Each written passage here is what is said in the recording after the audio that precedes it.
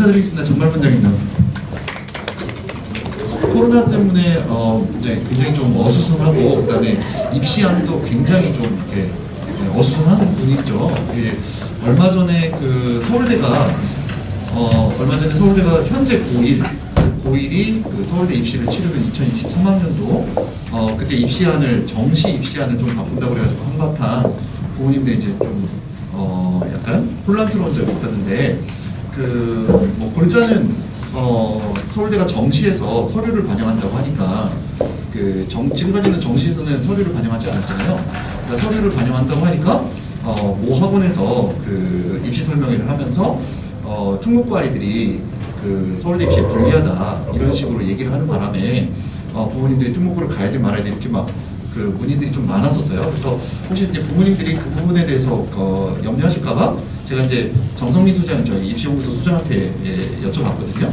근데 이제 지금 결국에 서울대가 그 정시에서 서류를 반영하게 되면 결국에 특목고에 절대로 불리하지 않다. 오히려 지금 서울대가 생각하는 거는 뭐냐면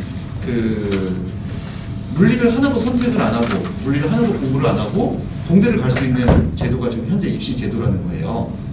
우리나라 지금 현재 대학 입시 제도가 그렇기 때문에 실제로 정시에서 서류를 반영하게 되면 오히려 그 특목고 그리고 수능의 최저 등급을 낮추게 되고 이렇게 되면은 특목고 아이들한테 오히려 유리한 부분이 생긴다 이렇게 얘기를 하더라고요. 그래서 그냥 단순히 교과 성적만 반영한다고 하면 그럴 수 있겠지만 또 하나는 교과 성적 같은 경우는 특목고 아이들의 그 교과 성적 체계랑 일반고 아이들의 교과 성적 체계가 조금 다르기 때문에 서울대가 그거를 획일적으로 반영하기는 어렵다 이렇게 얘기를 하더라고요. 그래서 부모님들이 너무 걱정하시거나 그럴 필요는 전혀 없는 것 같고요. 저희들이 그 입시에 대한 설명이나 이런 것들은 저희들 유튜브에 계속 올라가고 있습니다. 다원율 TV에 그 설명회들이 좀 올라가고 있으니까요. 부모님들 아마 저희 학원 유튜브를 참고하시면 저희 정성민 소장의 그런 설명들을 좀 들으실 수 있지 않을까 이렇게 생각을 합니다. 마지막까지 지금 출석 면접까지 잘 달려오셨는데 이제 마지막 소집 면접 남았습니다. 그래서 아직 결과가 발표되진 않았지만 미리미리 저희들이 준비해야 될 필요가 있어서 오늘 소집 면접 대비한 설명회를 저희들이 갖도록 하겠습니다. 먼저 우리 팀장님 나오셔서 제대로 설명하시죠? 네네.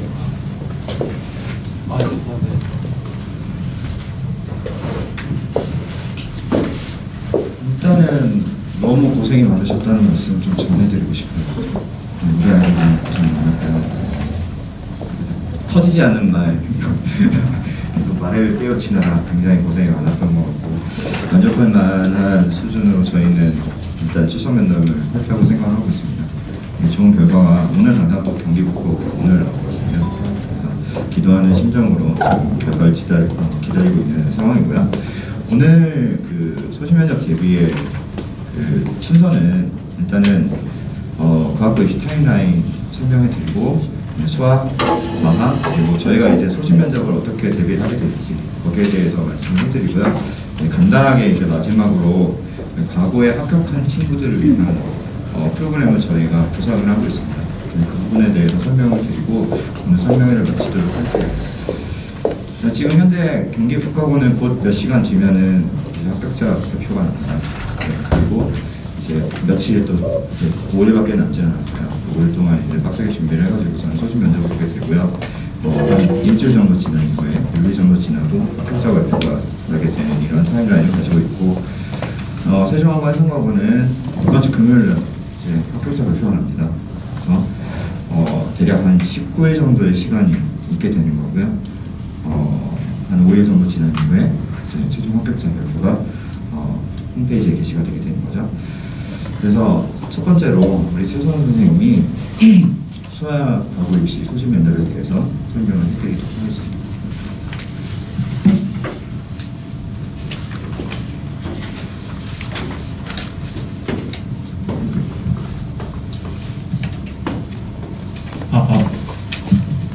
안녕하세요. 다원교육에서 수학을 가르치고 있는 최선호입니다. 과거 수학을 담당하고 있고요. 우선 이제 어머님들이 이제 아까 이제 팀장님 말씀해 주셨듯이 이제 아이들하고 되게 고생이 많으셨는데 우선 아이들을 가르칠 때 저희가 이제 최선을 다해서 가르쳐서 아까 팀장님 말씀하셨듯이 이제 말하는 게 조금 괜찮아졌는데 이제 그것을 넘어서는 작업을 해야 되잖아요, 사실. 그래서 그거에 대해서 이제 간단히 어떻게 하면 좋을까라는 걸 좀 말씀을 좀 드려보겠습니다. 우선 첫 번째로는 대부분의 이제 상위 선발을 하는 어떤 집단에서 보면 네 가지 요소를 되게 잘 원하거든요. 그래서 이제 학습을 잘하냐, 그거 이제 저희 이제 자소서나 생기부에서 이제 다 걸러냈습니다. 그 다음에는 이제 출석 면담을 통해 가지고 그게 이제 사실 여부 확인하고, 그 다음에 조금 응용 뭐 할 수 있니? 뭐 이런 것도 좀 물어보면서 그 결과를 오늘하고 이제 좀 후에 발표를 하죠. 이제 남은 거는 딱 하나밖에 없죠. 그러니까 저기를 하려면 이제 소집 면접에서 이걸 좀 확인하고 싶을 겁니다, 사실은. 그죠? 그러면은 이 소집 면접을 했을 때 저런 것들이 어떻게 이제 문제로 환원이 되고 이런 스타일의 문제들이 어떤 건지들을 조금 파악해 볼 필요가 있어요. 물론 이제 어머님들이 직접 푸시는 건 아니니까 이제 이런 문제들이 있다라는 정도만 이제 말씀 좀 드려도 괜찮을 것 같거든요. 그 보면은 이제 2019학년도하고 2020학년도 이제 기출 문제들을 보여드릴게요. 그래서 이제 문제를 풀지는 않고 우선 이제 수학 문제 같은 경우에는 대문제로는 2개, 소문제로 생각하면 이제 2개에서 5개 정도가 될 겁니다. 거기에 이제 인성 문제가 껴있는 경우가 많이 있고요. 그래서 1번 문제는 좀 잘 안 보이지만 어떤 상황을 좀 잘 파악해가지고 시기나 이런 거를 나타내가지고 여기 이제 거리하고 속력하고 시간에 대한 문제가 되거든요. 그래서 그거를 좀 나타내서 좀 풀어내면 됩니다. 두 번째는 이 문제를 푸는데 중요한 거는 뭐냐면 저기 빨간 글씨로 되어 있는 중등교과 과정의 수학적 지식을 넘어가지는 않아요. 당연히 그렇게 문제를 내고 있고요. 이런 문제들이 나옵니다. 그 다음에 두 번째도 마찬가지예요. 이거는 이제 경우의 수 문제가 되는 건데요. 이거는 이것도 중등교과 수준을 넘어가지가 않아요. 1번 문제도. 그 다음에 2번 문제도 어려운 이론이나 영재학교처럼 이렇게 그런 것들을 사용하지 않고 이제 본인이 알고 있는 이제 학교에서 배우는 이런 정도의 수학적 지식을 가지고 문제 모델을 좀 잘해서 이제 해석을 잘해서 풀어내면 되는 문제고요. 여기는 이제 글씨가 좀 작아서 그렇긴 한데 인성에 대한 평가입니다. 그래서 이제 본인이 좀 잘 대답하면 괜찮을 것 같습니다. 그 다음에 이제 올해가 아니라 작년이죠. 2020학년도 문제를 잠깐 보시면 이거는 기하 문제가 나왔어요. 근데 사실 1번 문제는 기하 문제이기도 하지만 사실 2차 함수, 포물선 문제와 같이 엮여 있어요. 그래서 수학 내에서 융합 문제입니다. 이거는. 그 다음에는 그걸 이제 해가지고 여기서 이제 작도 문제인데 작도를 살짝 이제 제한 조건들을 걸고 아니면 다른 조건들을 줘서 작도하는 방법에 대해서 설명을 좀 해봐라, 이런 문제가 됩니다. 그래서 이것도 사실 중등교과 기본 원리를 이제 바탕으로 해서 살짝 응용하는 창의적으로 생각할 수 있는지를 좀 묻는 여부가 됩니다. 그 다음 문제는 이것도 이제 2020학년도 문제인데요.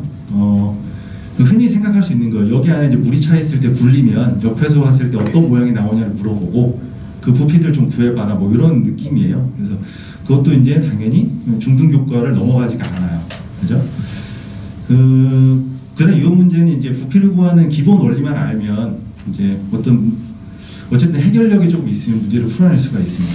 3번도 마찬가지로 인성에 대한 문제가 이렇게 나와요. 이렇게 지금 이제 19학년도하고 20학년도를 봤을 때 종합적으로 보면 중등교과를 벗어나지 않는데 거기서 응용을 잘해서 문제를 풀어내야 된다라는 게 전반적인 큰 틀이 되겠죠. 이제 이거는 경기북인데요. 경기북에서는 최적화 문제를 조금 좋아합니다. 그래서 이제 여기 이 문제도 최적화 문제가 되고요. 그 옆에 문제는 이제 물리하고 같이 이제 엮여서 나온 문제가 됩니다. 그러니까 뭐 식으로 세우거나 이런 것들을 해서 얼마나 더 경제적인 것이 뭐냐 이런 것들을 풀어내는 문제가 됩니다. 다음 문제도 마찬가지 최적화 문제입니다. 이제 가방을 파는데 이익을 최대로 내려면 어떻게 해야 되냐 뭐 이런 문제거든요. 그러니까 이제 문자식이나 이런 것들 이해를 좀 잘한 거에서 최적화를 통해서 이제 문제를 풀어내겠죠. 최적화라고 하는 거는 최대 최소를 물어보는 것이에요. 그렇게 이제 문제가 됩니다. 그래서 이제 여기까지 이제 문제들을 좀 소개해 드렸는데 사실 이게 어머님들한테 이제 얼마나 큰 의미가 있을지는 저는 좀 의구심이 들긴 하는데 제가 여태까지 나온 것들을 이제 좀 종합해서 좀 보여드릴게요. 여태까지 나온 이 소집 면접 대비해서 포인트가 되는 것들을 말씀드리면 우선 첫 번째로는 30분이라는 시간이고요. 30분 동안 풀이의 구상을 해야 합니다. 그 다음에는 그 내용이 중등 교과 기반을 넘어가지가 않고요. 그걸 가지고 창의적인 응용 문제를 좀 해결해야 돼요. 여기까지면 좋은데 그게 이제 또 정답이 나와야 돼요. 그러니까 이제 수학 문제 면접을 하다 보면 답을 먼저 물어봅니다, 사실은. 근데 이제 여기서 답이 조금 아니다 싶으면 살짝 물어보는 게 달라지거든요. 정답을 정확히 낸 아이들하고 아닌 아이들의 물어보는 게 달라진 게 정확하고요. 그 다음에 문제는 뭐냐? 여기까지 하면 지필 시험하고 똑같죠. 근데 이제 이거를 설명을 해야 돼요. 좀 이제 조금만 더 말씀드리면 우선 요 30분이라는 포인트를 좀 줘야 되거든요.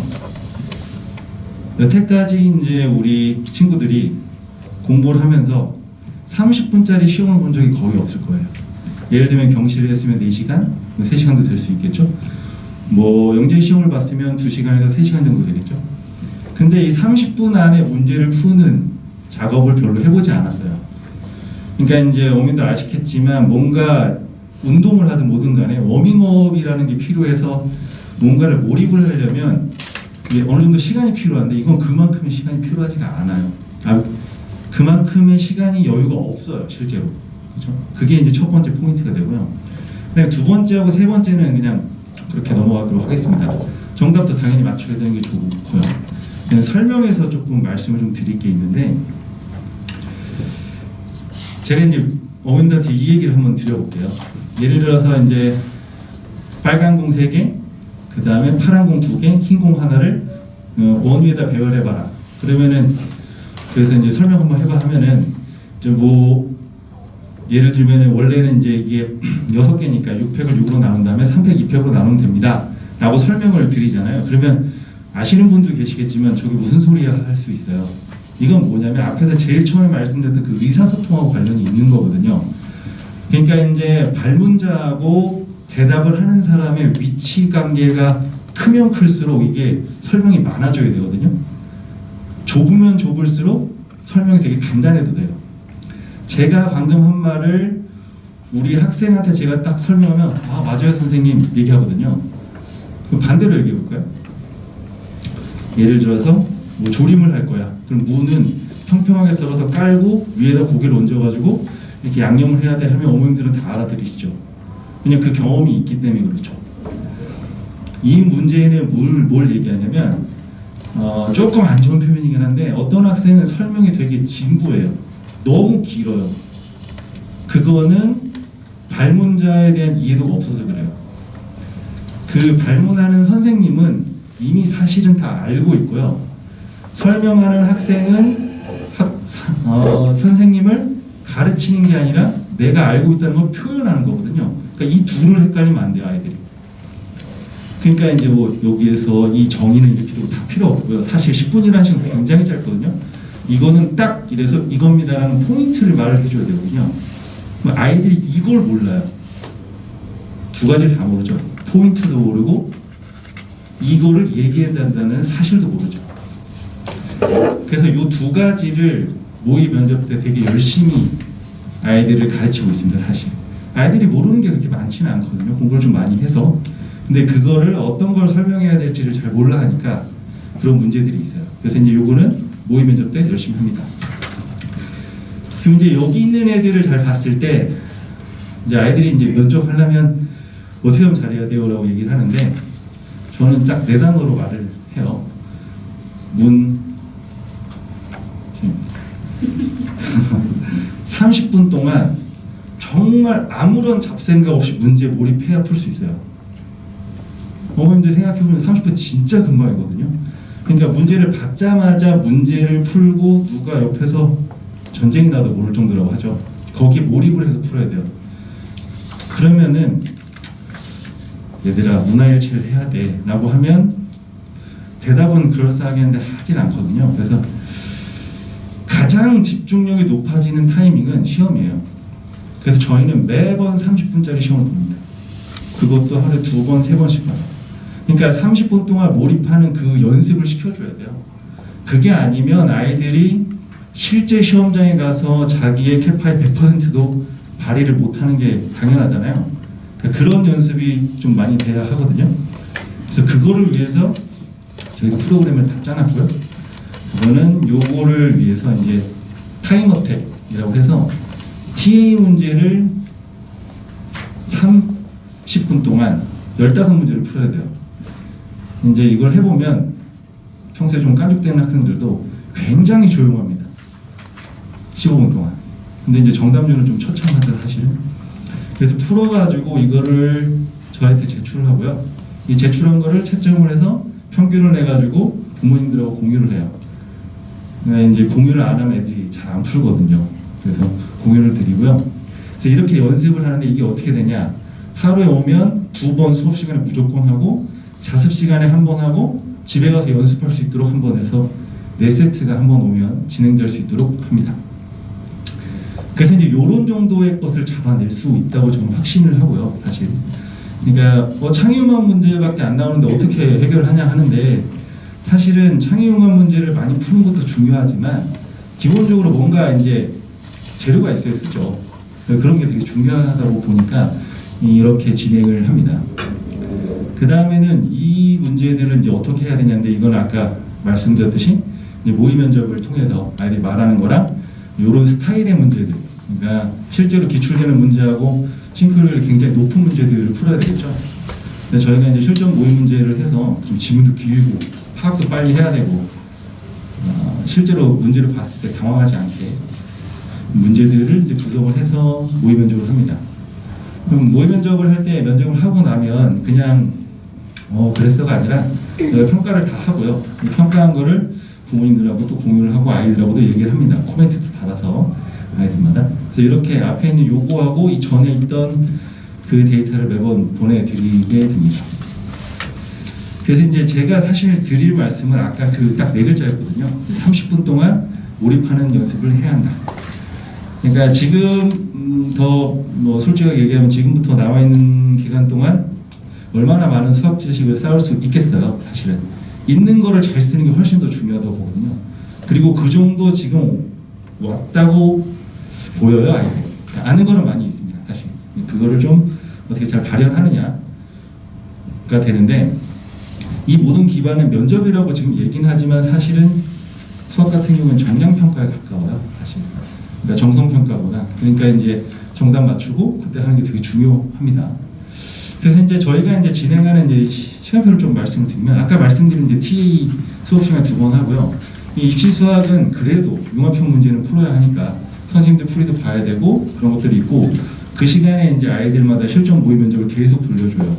그래서 이제 2번이 되니까 한 번 오면 2번 정도는 진행을 하고 이게 이제 자습 시간까지 넘어가는 경우도 꽤 있어요. 그래서 이제 저희가 보통 12시쯤에 집에 보내게 됩니다. 그리고 이제 월수금에 이제 평일반이 있고요. 그 다음에 과고반에서 일요일에 하루 오는 학생들이 있어요. 그래서 요거는 이제 조금 아이들마다 사정이 좀 다르니까 좀 수학이 좀 필요하다고 하는 학생들은 평일에 좀 더 투자를 하시는 게 맞는 것 같고요. 그 다음에 이제 그것보다는 다른 것들도 좀 해야 되고 좀 할 일이 있다. 그러면 이제 일요일에 와서도 됩니다. 프로그램은 동일하게 돌아가고 아무래도 월수금에 3번 오면 이제 좀 더 많은 연습과 문제들 그리고 노하우들을 배워가겠죠. 그렇게 지금 얘기를 드릴 수 있을 것 같아요. 그래서 이제 어머님들도 마찬가지고 아이들도 마찬가지인데 그러니까 언제나 모두 뭔가 이루어지려면 최선을 다해야 되니까 이제 남은 기간이 얼마 안 남았지만 끝까지 최선을 다할 수 있도록 하겠습니다. 지금까지 이제 다원교육 영재 수학 최선호였습니다. 감사합니다.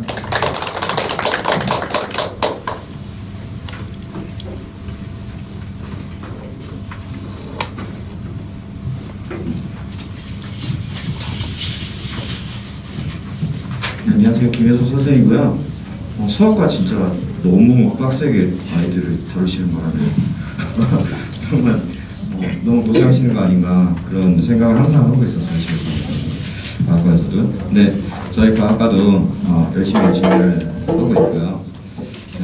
일단은 좀 경향을 먼저 좀 보여드릴게요. 2019, 2020학년도 세종 편성 그리고 경기 국가고 기출 문제들의 어떤 성격이랄까요? 그런 것들 좀 보여드리도록 하겠습니다. 수학과 마찬가지로 과학 또한 중등교과 기본 지식을 묻고 있습니다. 근데 작년하고 올해하고 재작년하고 작년하고의 좀 약간 차이점이랄까? 대동소이하긴 한데 거기서 차이점이 좀 있는데 한번 찾아보시는 것도 재밌으실 것 같아요. 일단 창의융합 테마가 이제 1, 2, 3, 4 뭐 이렇게 나뉘어져 있는데 여기에서 이제 뭐 생물, 그다음에 화학, 그다음에 여기 보시면 특이하게 뭐가 들어가 있냐면은 애들 중등 과정에 나오는 최소 공배수 요게 좀 이제 들어가 있어요. 잎이라는 게 이제 서로 햇빛을 많이 받기 위해서 겹치지 않게 나게 되는데 이것들이 겹치게 되는 최소의 수가 뭐냐 이걸 갖다가 물어봤는데 사실 당황하면 못 푸는 문제예요.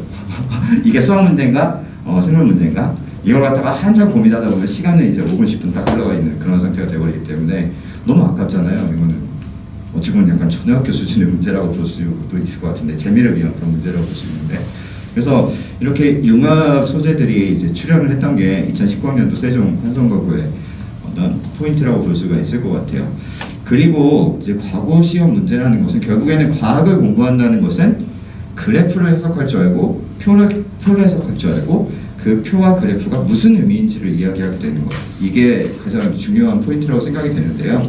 그리고 그런 자료들을 분석을 하고 어떤 상황에 얼마나 적합한 탐구를 설계하느냐 여기까지가 저희가 요구하는 능력이라고 생각을 해요. 과학부에서 요구하는 능력이라고.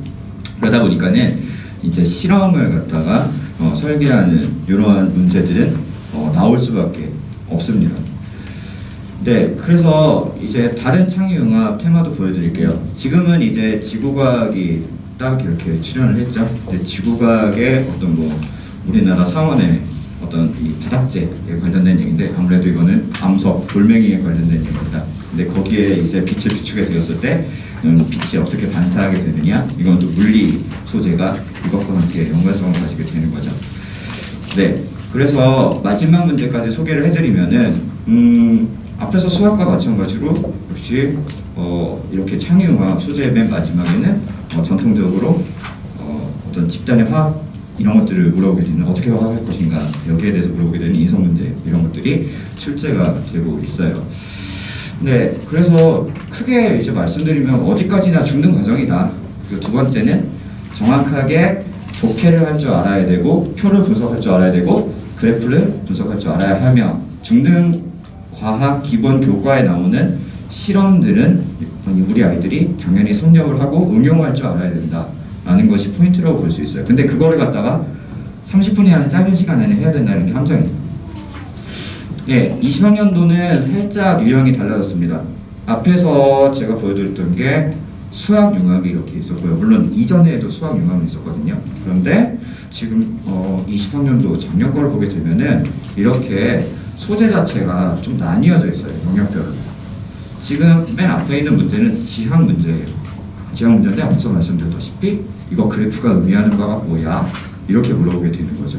실제로 뭐 이런 류의 문제들은 사실 뭐 내신에서도 출제가 되는 문제들이죠. 보통은 여기에 이제 번호가 달려서 객관식 문항으로 출제가 되거나 아니면 뭐 주관식 해석을 할 수 있는 그런 류의 문제들로 출제가 되는데 뭐 살짝 트릭이 존재한다면 이 그래프를 보고 놀러가기 좋은 날씨를 얘기해봐. 그리고 설명해봐. 놀러가기 좋은 날씨가 당연히 맑은 날씨겠죠. 그런 식으로 이제 장난을 쳐가지고 문제가 나온다는 거고요. 두 번째는 학생들이 많이 어려워하는 화학의 주제입니다. 예, 역시 거기서 놓치지 않고 산업환원 파트에서 다소 긴 글이죠. 아이들한테는 이것도 되게 길어요. 저희들이 가르치다 보면 아 이거 어떻게 해? 막 이러면서 막 차라리 그냥 나에게 문제를 줘 글러주지 말고 애들이 이렇게 절규하게 되는데 이런 류의 문제들은 저희가 수십 번 연습을 시켰던 유형이었어요. 훨씬 더 길죠 이거보다. 근데 이 글에 존재하게 되는 과학적인 현상이 대체 뭘 의미하는 거야? 여기서 산업환원 반응을 찾아봐. 이런 류의 문제인데 사실 이건 적중 문제예요. 저희가 냈던 테마 중에 이제 겹쳐서 나왔던 내용이라서 아이들이 쉽게 접근을 했던 것 같습니다. 그리고 마지막으로 이제 인성 문제인데 여기 보시면은 앞에서 최성원 쌤이 보여주셨는데요. 이게 과제를 하는데 인터넷에서 그냥 다운받아가지고 이렇게 제출한 거예요. 그럼 당연히 뭐겠습니까 이거는 책임감이나 양심의 문제. 근데 앞으로 뭐 더 나아가서는 아직은 이제 꼬마 과학자니까 나중에 과학도가 되었을 때 논문 표절이나 뭐 이런 것들에 대한 이야기 그런 류의 것들을 좀 들여다보고 싶어하는 인성 문제 이런 것들이 좀 출제가 되는 것 같아요. 네. 마지막으로 이제 어찌 보면은 작년 입시에서의 이제 킬러 문항이 바로 창의사고 3번 테마였습니다. 이게 무엇이 이슈가 됐냐면 이 상황에 걸맞은 탐구를 설계들을 하는 거예요. 근데 그게 어느 영역에서 나왔냐면 기본적으로는 식물의 광합성을 할 수 있는 조건. 우리는 공부하거든요, 아이들은. 식물이 광합성을 할 수 있는 조건이 이런 조건이야. 근데 딱 세 가지예요, 저희가 공부하는 거. 근데 거기에 주변 환경, 물리화학적 요건들을 이용을 해가지고서는 몇 가지를 제시하라고 문제가 나왔냐면 6가지를 제시해라 라고 문제가 나왔어요. 근데 거기에서 기본적으로 맞춰야 되는 건 식물이 광합성을 잘 할 수 있는 요건, 요거를 기본적으로 맞췄어야 됐어요. 그래서 합격한 아이들을 보게 되면은 선생님 4개까지는 썼어요. 아이들이 억지로 짜냅니다. 선생님들이랑 같이 공부한 3개. 그 다음에 하나는 지금 이게 마션 얘기거든요, 영화. 거기에 이제 주인공이 이제 막 분변 이런 걸 이용해서 작물을 키우잖아요. 그래서 분변을 제거한다. 이래가지고 4개까지는 막 억지로 짜내요. 근데 생물 정말 잘하는 친구들은 5개까지 짜내게 되는데 감자의 수확량을 늘리기 위해서는 감자를 쪼개가지고 심는 거예요. 얘네들은 그러면 수가 늘어나거든요. 그래서 보통 합격자들이 제시한 6가지 이걸 다 풀고 쓴 친구들은 없고요. 썼다 하더라도 멍멍 소리를 썼기 때문에 그건 정답이라 인정할 수는 없지만 이런 류의 문항은 최대한 많이 맞추는 게 좋습니다. 그래서 합격한 아이들은 한 4개에서 5개 정도 썼어요. 정답으로 쓴 것이. 그리고 마지막으로 역시 아무래도 물리를 잘하는 친구들을 뽑고 싶어 하는 것 같아요. 과거가. 그래서 우주 공간에서 이제 암석의 무게를 알아낼 수 있는 방법을 실험 재료를 가지고서 제시해라. 이게 설계죠. 설계인데 여기에 틀이 있습니다. 아이들이 무게랑 질량을 헷갈려요. 물리에서 그러다 질량 구하는 법으로 접근을 해버리게 되면은 아무래도 여기서 감점이 좀 날아가게 되는 그런 상황이 벌어지게 되는 거죠. 그래서 작년에서의 어떤 뭐랄까 난이도로 따지면 이 마지막 물리 문제가 가장 높았다고 생각이 되고요. 그다음이 요 차기사고 작물 경작하는 거 이거 6개를 써야 되니까는 좀 부담이 됐었고 그 다음으로 이제 어려웠던 것이 아무래도 요 정도 수준 앞에서 하나하나만 이걸 구별해내는 거 난이도 따지면 그렇게 말씀을 드릴 수가 있을 것 같아요.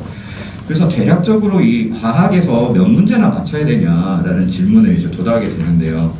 재작년 기준으로는 총 10문항 중에 과학이 이제 한 절반 정도 되니까 한 3.5문항 정도 그리고 작년 기준으로 봤을 때는 이 지역 문제는 반드시 맞춰야 되는 거고요. 두 번째, 여기에서 절반 이상 맞춰줘야 되는 거고요. 그리고 여기에서도 절반 이상 맞춰줘야 되고 여기에서도 이 문제를 맞추게 되면 보통 합격권이라고 볼 수가 있을 것 같아요. 그래서 대략 한 역시 재작년과 유사하게 3.5문항 정도라고 예측이 되고 있습니다. 재밌는 것은 이렇게 어떤 문항들이 이제 출제가 되는지를 좀 말씀해 드리게 되면 탐구 유형 및 설명이 필요한 보통은 아니에요. 탐구 유형이나 아니면 설명이 필요한 문항 수는 이제 증가를 했고요. 이전에 보여줬던 지문의 수나 양 자체는 다소 감소한 경향을 보이게 되나 영재학교 유형 스타일의 문항 수가 이제 증가하게 되었다. 아무래도 약간 과거 입장에서는 영재 공부를 한 친구들을 갖다가 어떻게 이렇게 잘 모아가지고 거기서 선별을 해가지고 자신들이 학생으로 만드는 것 이것을 좀 선호하는 것 같아요. 그러다 보니까는 이제 문제의 스타일 자체가 조금은 재작년과 작년이 좀 다른 경향을 보여주고 있고요. 수학융합 자체가 지금 여기에서는 보여지지가 않고 있습니다. 수학융합은 뺐고 철저하게 좀 영역별로 나눠가지고 문제를 출제했으나 오히려 체감 난이도는 상승한 이런 결과를 저희가 분석을 할 수가 있었어요. 가장 이제 주안점이 됐다고 보는 거는 작년도 그렇고 재작년도 그렇고 학생들이 항상 저희에게 말하는 어려움 그리고 시험을 보고 나서의 소회 이거는 시간 부족이었어요. 제한된 시간 안에 이걸 어떻게 넣고 라는 거였거든요. 그래가지고 저희는 사실 과거 입시 출발할 때부터 시간 부족에 관련된 이야기 그리고 시간 관리에 관련된 사안을 과학과 수학 공이 굉장히 많이 강조를 하고 있었습니다. 그래서 과학 과목별 문항수를 좀 분석을 해드릴게요. 자, 여기 보시면요.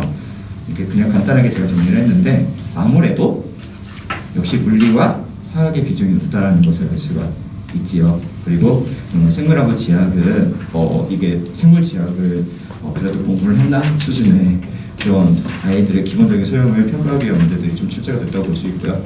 뭐 인성은 지속적으로 출제가 되고 있고요.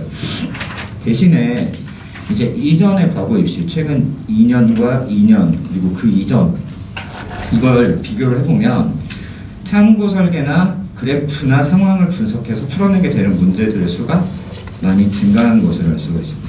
공부를 할 때는 반드시 실험, 중등 과정에 나오는 실험을 반드시 섭렵을 하고 그래프 위주의 학습, 그래프를 해석하는 그런 글을 쓰는 연습이나 이런 것들이 지금 많이 필요한 상황이라고 볼 수 있고, 수학 융합형은 지금 출제가 되고 있다가 안 되고 있는 상황이고, 단순 교과 지식형 같은 경우에는 3, 4년 전까지는 출제가 됐지만 지금 현재 1, 2년 사이에는 거의 출제가 되고 있지 않은 상황이에요. 그러니까 암기를 통해서 지금 저희가 극복할 수 있는 입시가 아니라는 것을 전적으로 보여주고 있습니다. 네, 아이들은 이제 시험 문제를 설명해야 돼요. 내가 어떻게 이 상황을 극복하고 탐구를 설계했는지, 그리고 이 현상들이 의미하는 바가 의미하는 것이 어떤 원리에 의해서 설명이 될 수가 있는가를 물어보게 되는 문항들이 출제가 되고 있고, 그에 관해서 단답형의 비율은 확실하게 줄어들고 있는 것을 알 수가 있습니다. 네, 경기국가고로 잠깐만 넘어 드릴게요. 다른 그 학교 한상하고 세종가고에서 보여주는 문제들하고 좀 다르다는 것을 알 수가 있습니다. 어떤 차이점이 느껴지시는지 좀 찾으실 수가 있을지 모르겠는데, 경기국가고 같은 경우에는요, 한 가지 테마를 가지고서는 이렇게 탐구 설계형 문제를 출제를 해요. 그러다 보니까는 문항수는 작은데, 문항수가 작은 대신에 난이도는 훨씬 높아지게 되는 것이니까 제한된 시간 안에 탐구 설계 및 설명, 그리고 실험에서의 문제점이나 아니면 오차가 발생하게 되는 원인, 여기까지 그 짧은 시간 안에 파악을 해야 되는 그러한 특성을 가지고 있는 문제고요. 연습하기에 굉장히 좋은 문제죠. 아이들 평가하기에도 굉장히 좋은 문제라고 생각을 하고 있습니다. 재작년에는 이제 스피커의 원리, 그리고 이것을 그대로 응용할 수 있는 게 지진계의 원리거든요. 그래서 이 두 가지가 동시에 융합 소재로 출제가 되었습니다. 다음으로 20학년도에는 어떤 문제가 나왔냐면, 이번에는 물리학에서 굉장히 중요하게 생각하는 비열에 관련된 이야기, 열용량에 관련된 이야기가 출제가 됐어요. 다시 말씀드리면 경기국가고는 약간 내가 이 영역을 공부하지 않으면 그냥 틀리는 거예요. 보시면은 전류와 전압 여기에 관련된 문제잖아요. 전자기학이잖아요, 이쪽은.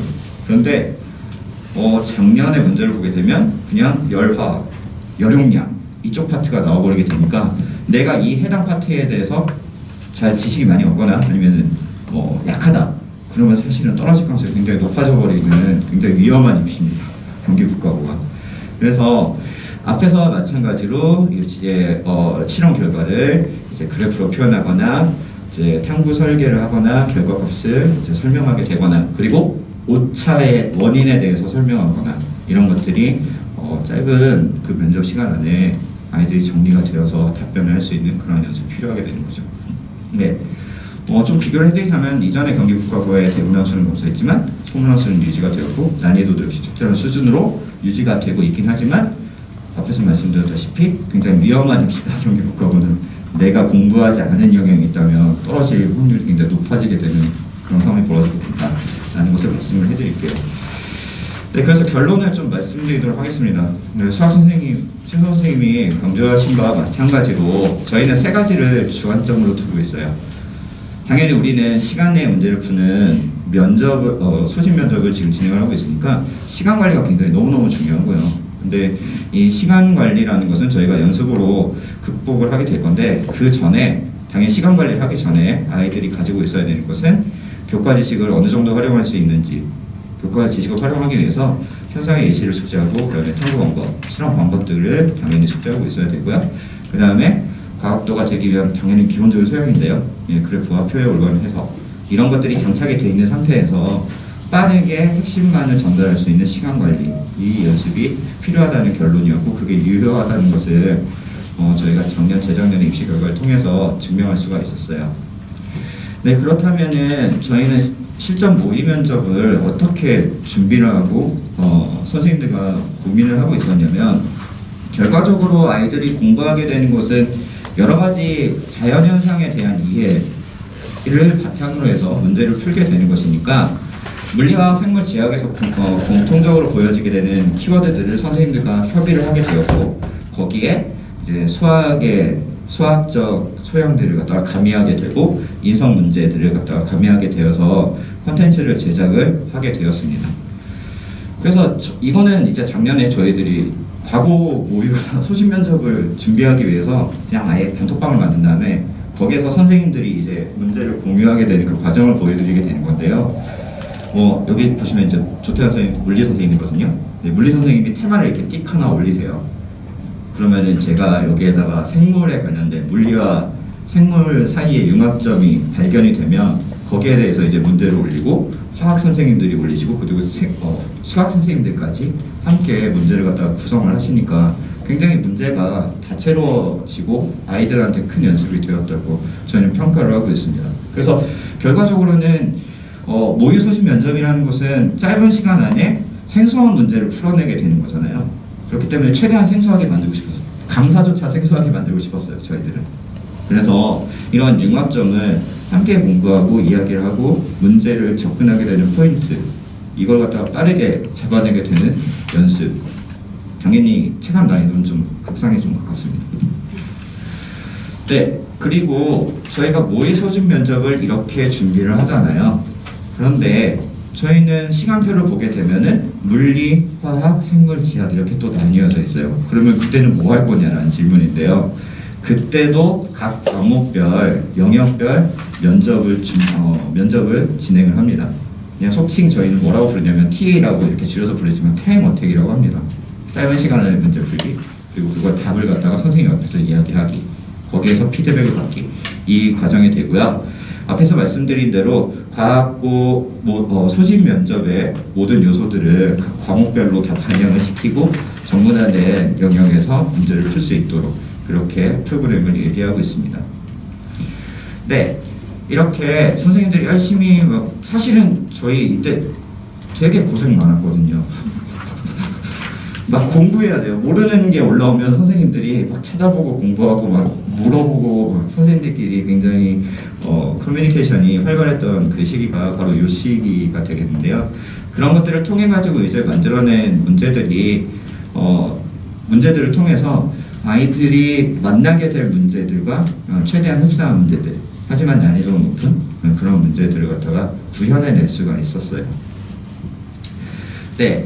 그래서 모의 소진 면접을 저희가 이제 어떻게 진행을 하게 될 거냐면 시간 자체를 일단은 줄입니다. 난이도는 높아졌는데 시간을 저희는 줄여요. 웁니다, 아이들이. 왜냐하면 시간 내에 못 풀었거든요.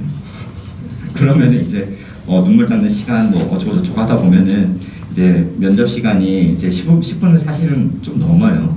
아이들 문제 푸는 시간이 이렇게 짧지만 또 피드백하고 이러다 보면은 부족한 점이나 이런 것들을 지적하다 보면은 좀 10분을 좀 넘게 되는 그런 상황이 벌어지게 되는데 기본적으로는 이렇게 수가 융합이 되어 있고 수학만 단독으로 융합되어 있고 그다음에 과학만 단독으로 융합되어 있는 이런 유형의 시험지를 난이도가 높은 시험지를 30분이 아닌 그보다 짧은 시간 안에 문제를 풀게 시켜서 집중력을 최대화시키고 거기에 대한 적응력을 아이들이 가져가게 되는 것이 지금 저희 소진 면접 대비 프로그램의 특징이라고 볼 수가 있을 것 같아요.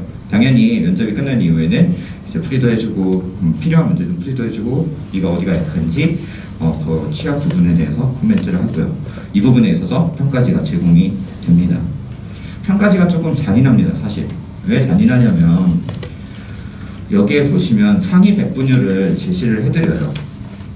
매회 시험에 대해서 이 아이가 지금 현재 우리 학원에서 본 우리 학원에서 모의 소진 면접을 본 친구들 내에서 몇 퍼센트 위치에 존재를 하는지, 그래서 합격권인지 합격에 가까운지 이걸 갖다가 작년부터 저희가 제공을 하고 있어요. 왜 그러냐면 모의 소진 면접이라는 것이 어떤 친구들한테는 되게 막 떨리고 힘든 그런 그 프로그램이잖아요. 근데 어떤 친구들한테는 살짝 관성에 가깝게 그냥 학원 온다, 문제 푼다, 그 다음에 뭐 말한다, 맞췄다, 뭐 이러고서 그냥 가버리게 되는 뭐 그런 상황들이 많이 벌어지더라고요. 그래서 조금 더 자신의 위치를 좀 정확하게 알려주고 스스로 노력을 할 수 있도록 그렇게 자극을 주기 위해서 이렇게 상위 명분을 갖다가 제공하고 있고, 그 밑에 보시면 잘은 보이시지 않겠지만 각 문항별로 수학과 과학을 다 통틀어서 수학의 어떤 영역이 지금 점수를 얼마를 못 받았는지, 그 다음에 과학의 어떤 영역에서 점수를 지금 잘 받았고 못 받았는지, 이 부분에 있어서 이 부분에 있어서 확인이 가능하고, 이 아이가 지금 전반적으로 어떤 문제나 장점을 가지고 있는지를 코멘트하는 수순으로 해서 매회 성적표가 이제 나가게 됩니다. 상위 100분율은 나눠서 할 겁니다. 한성과고 따로, 세종과고 따로. 그렇게 되면 훨씬 더 자신의 위치가 객관화될 수가 있겠죠. 네, 그래서 저희 과학은 정규반이 당장 오늘부터 개강이에요. 그래서 월수반이 있고 그 다음에 화목반이 있습니다. 내용은 무엇이냐면 실전 소집 면접에 대한 대비를 위한 타임 어택이 과목별로 2회씩 이렇게 돌아가는데, 타임 어택은 하나는 지필이고 하나는 문제를 풀고 선생님, 담당 선생님 옆에서 이야기하는 그러한 순서로서 타임 어택이 진행이 됩니다. 5시간을 이용해서는 개인 실전 모의 면접을 2회를 걸쳐서 보게 되는 거죠. 그래서 수학과학 인성이 융합되어 있는 시험지 하나, 그리고 저희는 이제 과학이니까 과학 분야에서 융합되어 있는 시험지 하나, 이렇게 아이들이 경험을 하게 되는데, 실제로 보면은 하루 종일 그냥 면접이라고 생각하시면 돼요. 하루 종일 문제를 풀고 하루 종일 면접을 본다고 생각하시면 돼요.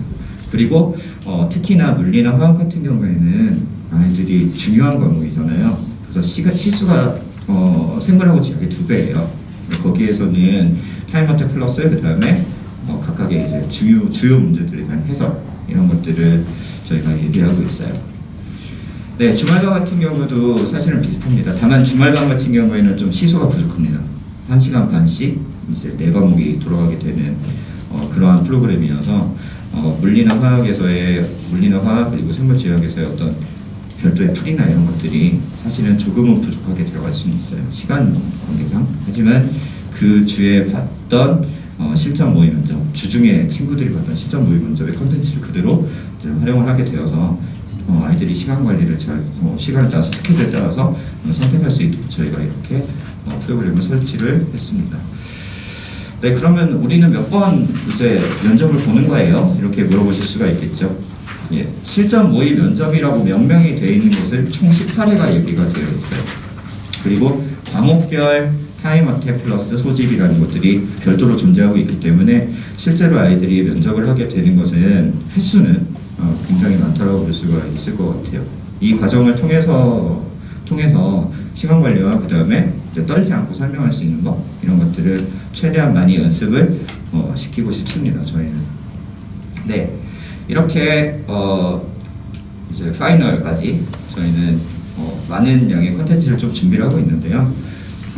참 이번 시즌이 조금 느낌이 좀 다른 게, 작년까지만 해도 이런 류의 프로그램을 하면 아이들이 그냥 울었거든요.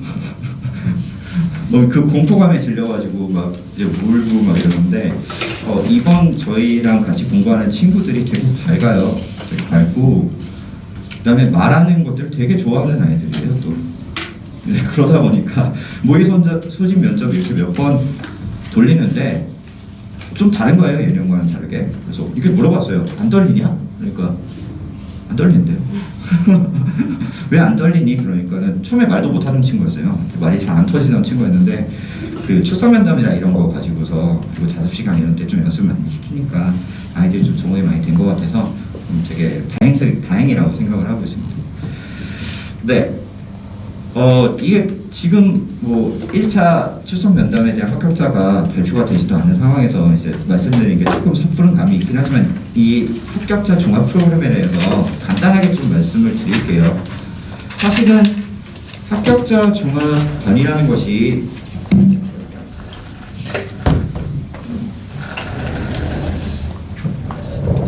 실제로 대치동에서는 과거나 특목에 대한 종합반 형태가 그렇게 활성화되어 있는 학원이 없습니다.